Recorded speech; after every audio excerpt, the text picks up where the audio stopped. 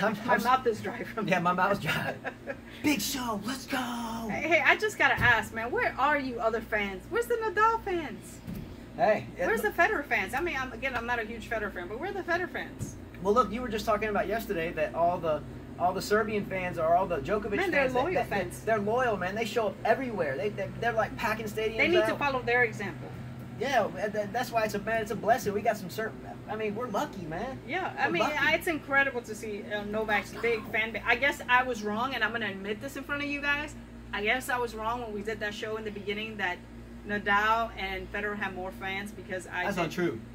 Obviously, yeah, it's untrue now. Look, Nike can paint the biggest picture about who has more fans with their commercials or whatnot, but when I just saw that stadium in Cincinnati the other day, man, that was impressive. Anyway, we talked about that on the last show. And we're going to talk about it right now. And we're going to talk about it again real quick, though, before we start. If you're just getting to this video, this is part 3, not part 2, as we usually do 2. So this is part 3. So if you missed part 2 or 1, pause it here, go back to part 1, and watch part 1 if you saw that, and then you're coming to this one. There is a part 2. This is 3. So anyway, thanks as always for watching, and we're going to get right into where we left off on viewer comments on part 2.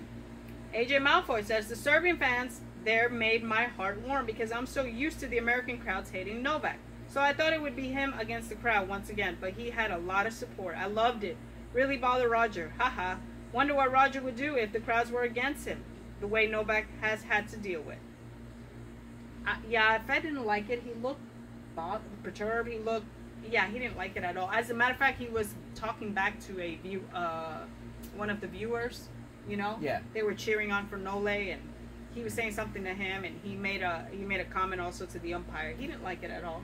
Yeah, again, we've discussed he was perturbed coming out. But on top of that, if you're already upset about something noticeably, and then you have a whole bunch of people in your ear, that is even further a problem.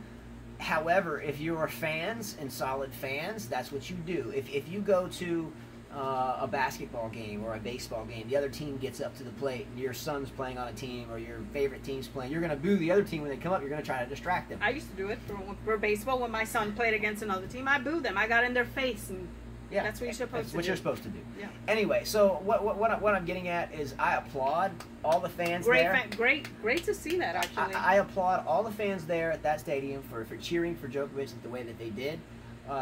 They didn't even have to cheer that loud because he was going to beat him either way.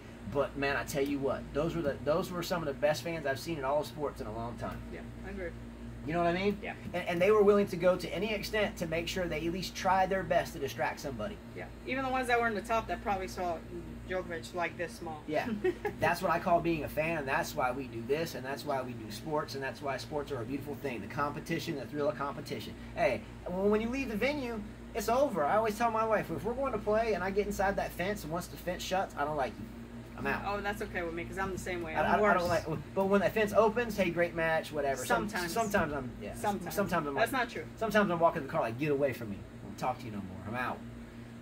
But nonetheless, it's too bad you're injured because you're really gonna put a hold on that Sharapova Serena thing. Yeah. All right. Next. So next, Rajesh Kumar says, yes, I was extremely happy to hear Nole cheer in front of Roger. Why not? Look at the schedule. Day matches for Novak. Roger gets cool night matches. Guess he demands. In spite of all, Novak won. Let's go, Novak. I didn't even realize that. I didn't notice that at all. Didn't realize. I guess I wasn't paying attention that deep into it. Didn't realize it either. But that is actually a major factor in tennis. If your opponent's been playing all week in 100-degree heat and it's been hot there, and then the other opponent's been playing every night in 75-degree nighttime under the lights. That's not fair.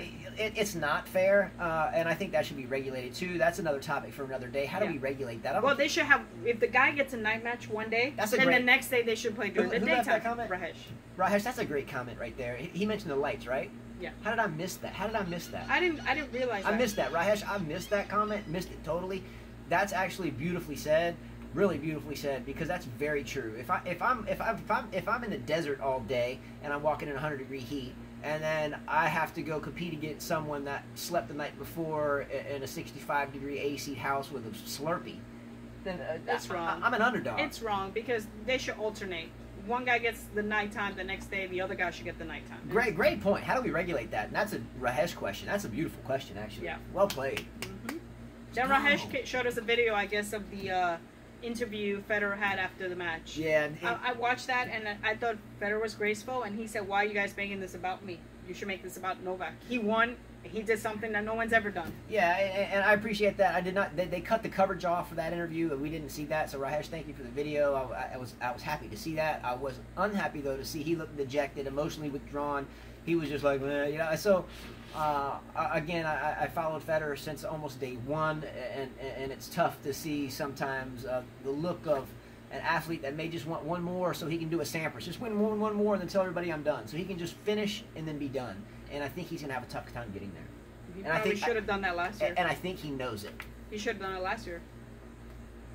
Okay, next Didn't comment. he win the Australian this year? Yeah, he did. Yeah, I thought he would retire after that. All right, let's go. Then Rajesh says, break and broken right back because he's playing no lit. No, I mean, he got broken back because Federer sucked. Sorry. Yeah, we've talked about that. I mean, he just sucked. That's the way the ball I should have been on bounces. the other side court. I would have given more competition. I mean, it's the way the ball bounces, the way the cookie crumbles, that type thing. But Yeah. but nonetheless, I think everyone can agree that Federer did not play great. Yeah. And Djokovic can be a lot. You would better. have to be blind not to see that. Just saying. Yeah, I mean, unless I guess you never kind of stood on a court and understood the ball coming at you and shots that you're supposed to make and shots that you're not supposed to make, but a lot of those shots. At his level, he shouldn't be shanking balls. That's for juniors. All right, let's roll. AJ says, hypothetically speaking, what would you guys be more impressed by? Someone winning 12 Grand Slams, but all of them are Roland Garros, or someone winning 8 Grand Slam, but it's 2 of each slam? This has nothing to do with the current player. I just wanted to ask because me and my friend were arguing about what would be more impressive. It's a good argument. For someone winning 8 Grand Slams, which is 2 of each, or be more impressive at this performing all different surfaces. What do you guys think? I'm going to let you answer this for the most part. I just wanted to reiterate that Carla and I have had this same question pop up in our daily, before we started doing this for years.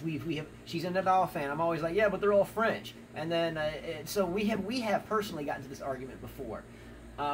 It's a tough argument, and it's a tough argument. It's a tough argument. To me, it'd be more impressive to win the slams in different surfaces. Yeah, I agree. I don't think that I would be happy just winning like Nadal most of my slams at the French. I would much rather have someone's career like Federer, where he won more, almost even out. Yeah, and you have to think about too if it's harder to do. And I think it's for one statistical piece though. The statistical piece that we're searching for is the tennis players who has the most majors, right? Correct. So if you get to the end of your career and you're like, well, I have 20 majors and I won 8, 4, 6, 3, whatever. Okay, well, what we're searching for also is not just the majors, but being the greatest of all time. And how do we judge that? By major count.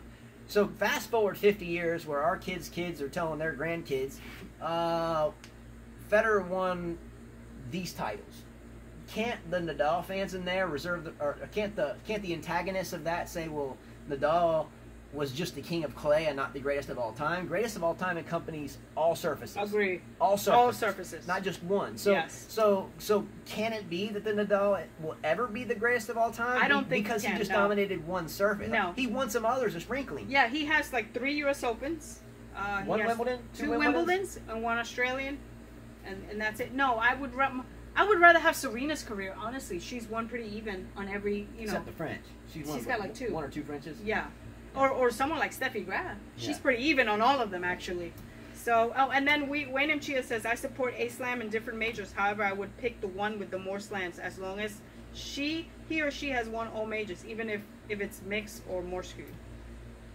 So I think we're all in agreement. Yeah, all in agreement. All in agreement. I don't think you'll ever. Nadal has got the fight of a lion, the rage of a bull. Maybe if he won 3 more U.S. Opens, we could say, okay. But even if Nadal got to 20, I guess some could argue he would be the best ever. But he's only going to get to 20 if he wins the next 3. To me, the best ever, and I'm so sorry for Novak fans, is Federer because he's won a lot more even throughout his career. I still think one of the best ever is Stefan Edberg, but anyway, that's another story for another day. He's one of my favorite, but I don't think he's the best ever. One of the best. Adam West says, Peter Fleming said Novak was hitting his backhand hard in this match than Wimbledon 2018. I agree. I was watching his backhand, beautiful backhand. He has one of the most powerful backhands. Just beautiful to watch. I wish I could imitate his backhand. It's a big ship over there. Yeah. We were watching that. I'm not a fan of the two-hander. I play two-handed. Sometimes, and this is no disrespect to Djokovic, there's a lot of people that hit the two-hander. Sometimes I just really have a hard time paying too much attention to a male hitting a two-handed backhand, at least when he's hitting that shot. I don't find it an attractive shot. I find it rather obscure. It has its pros, return of serve, but I find it rather restricting. And when someone's swinging freely, I find it more tight. It's harder to reach out. The slice you're pulling hands. If I get injured somehow on my left wrist, i.e. Del Potro, does that put me out of tennis? If I have one, it does not. I think it's more efficient. It's more fluid. It saves me footwork over a long tournament, which means energy, which means energy conserved. So, again, I'm a Djokovic fan as a person. I'm not a huge fan of his backhand. I'm a huge fan of him and a fan of his fight and his courage and the way he finds a will and a desire to win, and respect the whole lot of him. His movement, highly impressed with. His diet and fitness, highly impressed with. But his backhand, I'm just not impressed with. But the way he hits his backhand, again, my opinion, one-handed versus two. But when he hits the two-handed backhand, he hits it better than anybody that I've seen. His backhand's better than the forehand. Better than anybody that I've seen. Yeah. But nonetheless, I can't take too much credibility for his backhand because most male players that I watch with a two-handed backhand, I don't pay that wing too much attention. Okay. Just saying. Then Adam West comes back and says Federer will play 2020 Olympics and retire at the end of the year at Basel, Swiss indoor tournament. I didn't know that. Thank you for that information. No, I think he's just assuming. No, that's what he said. Federer will play 2020 Olympics and retire at the end of the year at Basel, Swiss indoor tournament. Wow. I remember Federer saying something. Repeat that slower and louder. Federer will play 2020 Olympics and retire at the end of the year at a Basel, Swiss indoor tournament. I think he did sign a contract the last. I remember something like that. That's cool. I just hope it's not too much of a rough go for him. Yeah. Then Wayne M. Chia says, I doubt Fed chose not to play his best. He seemed truly pissed, unless he's a truly great actor. Yeah, and Wayne M. said that in lieu of a comment that I made. And I didn't make a comment. I was kind of just playing around with a conspiracy theory. Do you think Federer just played halfway, simply to make the finals, sponsorships, whatever? Didn't play that well, so that way if he meets Djokovic, he doesn't see his entire package before then. It's conspiracy theory type jargon, nothing more. But that's where he was coming for that. Thank you for responding to that. Just one of those type of kind of stories you can tinker around with, but no credibility behind it at all. That's it. That's it for comments. That's it for comments. Yeah. All right, so that is the end of comments. I had a note right here just to remember as we close the show. Can anyone disagree that in 2011, Novak Djokovic's year is potentially the best year ever documented in the history of tennis? I don't know. Federer had a pretty close thing too, right? 3 majors. His record was 70-6. Beat Nadal 6 times and beat Federer 3 times. Wow. Okay, 70-6. 3 majors. 10 more titles after that. 6 wins against Nadal and 3 against Federer. That's amazing. That's impressive. Yeah. Amazing. That's like speechless. Number 2. I was watching something today, and I think this is a pretty cool thing, and it was in Brooklyn, where you're from. I'm from Queens. Well, Queens, Brooklyn, I did live in Brooklyn, yes. I came across this old shipyard building that was 7 acres big, and on top of the roof, they had manifested a garden where they grew like 50,000 pounds of produce. I don't know if it was seasonally or it couldn't be annually because it snows and cold there. So I would seasonally, I guess. But I mean, really amazing feat. So the reason why I bring this up is when I'm doing some research and I stumble across a building in the middle of Brooklyn that's got a massive, beautiful garden on its roof. That's impressive. That's impressive, number 1. But number 2, the heart behind something like that, the will to do that is just a small example of what human beings can really do if they put a team together and they put their mind to something. Man, we're feeding people off roofs with really quality stuff. And so I don't know what the farm's name is. I implore someone to mention what the name. It was in Brooklyn. It was really an amazing thing. But if anybody's seen that, man, or have not seen that, check that out. Google it up. Farm in Brooklyn on a roof. Amazing deal. Standing over to those guys. I mean, awesome stuff. So, I have a comment.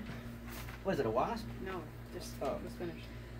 So I have a comment of the day that I want to do, and there has been so many great comments today, a ton of great comments today.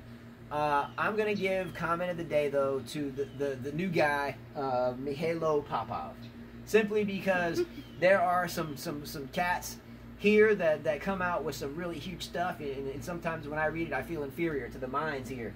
There's a lot of great tennis minds here, but he came in and brought a very simple comment. Djokovic is 85 to 88%, and that should be scary for everybody else. That one word, scary, is that word. It's small, 5 letters. It packs a punch, and he's right. Everyone should be scared at this point to face him at the U.S. Open. So I thought it was well done. First comment, great job. That's comment of the day. So that wraps up the show. 3 parts. Again, like the video, share the video, subscribe to the video. And I had to write this because I can't roll this part off my head, but Carla keeps up with social media at least a bit, me not so much, but occasionally, so she'll see stuff there, me less often, but she'll probably tell me, so I'll see it if I need to. So she has something on Twitter, which is 5K Tennis. Facebook, which is it's 5K Tennis or Justin Carla Space Davis. Carla with a C. Instagram is 5K Tennis. Website is 5ktennis.com. 5ktennis.com. And email 5ktennis@mail.com. All right. So, hey, thanks everyone. Great show. A ton of comments. New commenter, Mihailo Popov. Welcome. Again, we do this for you, and if it's not for you, we don't do this at all. We probably would have done it twice and never done it again. We as parents of 5 always look for things to allow us to stay home with the kids more. So we're hoping that one day we can maybe have lightning strike and focus more on this than everything else. So for now, we're doing our best. And again, if it's not for you, we wouldn't be able to do our best. So it's a pleasure to talk to you guys every day. Yes, right? Definitely. Yeah, I have fun doing it. Have fun doing it. It makes for good times. And I couldn't be more pleased than to be sitting here doing this for you. I'm outside now, so in a matter of time, hopefully we'll be back on the tennis court. Yes. And we owe you a hitting video once I get healthy. Yes. All right? Adios. See ya.